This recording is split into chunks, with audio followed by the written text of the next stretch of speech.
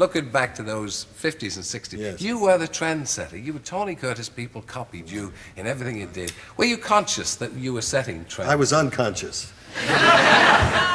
Really unconscious. I really have never planned anything, you know? Everything has always been somewhat spontaneous, and I just let it happen. I didn't try to imagine myself as a trendsetter one way or the other. I just wanted to get through the day.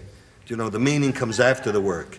Yeah. Life is the only way you can come to any conclusion about life is after you've lived it.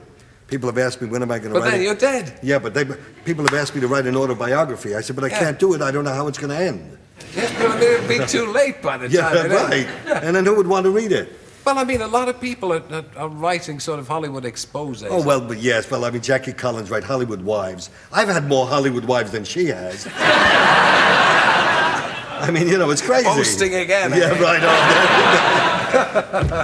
He's not like that anyway. No. Of course it is. It's worse. Worse.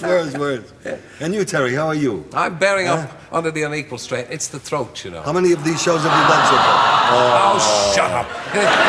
They couldn't care less about me. No? Just before the show started, I went down and I breathed on them and they all ran out. It's the barber you go to. I shouldn't have had that garlic last night. Right. Listen, how did you get on to talking about me? This interview is about you. Yeah, you think so, huh? Okay. It's just because you ever say to yourself, here's me, the boy from the Bronx. No, I don't. Why not? Well, because I didn't come from the Bronx.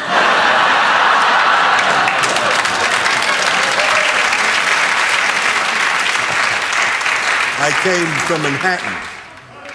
And I was born and raised in Manhattan. I lived in the Bronx once, but that's... Listen, if I'd wanted a geography lesson, I wouldn't have asked you that. Right. Why didn't you come from the Bronx? Oh, yeah, right. You ruined the whole thing there by not coming from the Bronx. Well, you know, you've kind of put me... May I stand up for a minute? I'm going to button my jacket. You just told me something about buttoning jackets and sitting down. Getting up and down. There's a parents with button jacket, but I As still a matter of fact, I think I'm going to stand up and open it again. Yeah, but if you had come from the Bronx, you Yes. would have done that properly in the first place. Right. And now it turns out you Now come I from forgot Manhattan. what you forgot what you said. Yeah, but when you get down, did you think...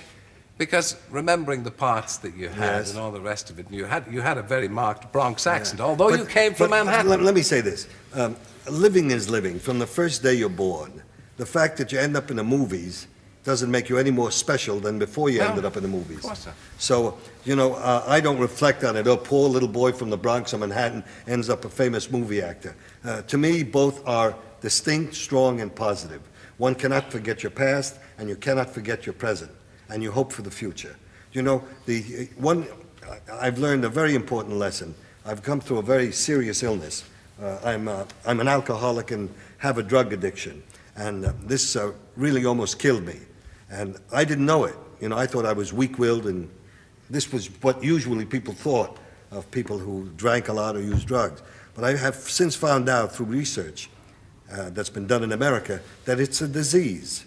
And it's a disease that you have to fight as a disease. It's an incurable disease that can be cured only by abstinence. So therefore, I thank God that I'm still alive and able to battle it and able to help as many friends as possible in that. So you see, the fact that I'm alive talking with you here, with these fine people here, that in itself is the blessing. Well, and also it's full marks to you for the strength of character that well, the character only comes from the researching. You know, and I can't spread the gospel enough. There was a time where I said, oh, it's all just rhetoric, and it's all political, you know, drinking and drugs. They're just saying that because they don't want whatever. But it's true. It is killing, and it's doing a lot of damage to a lot of young people in the world. And we all are, I feel, loath to somehow give a lift and comfort and support to as many young people as possible. Good for you. Well, thank you for saying that. Well, that's important. There's just something I have to give you.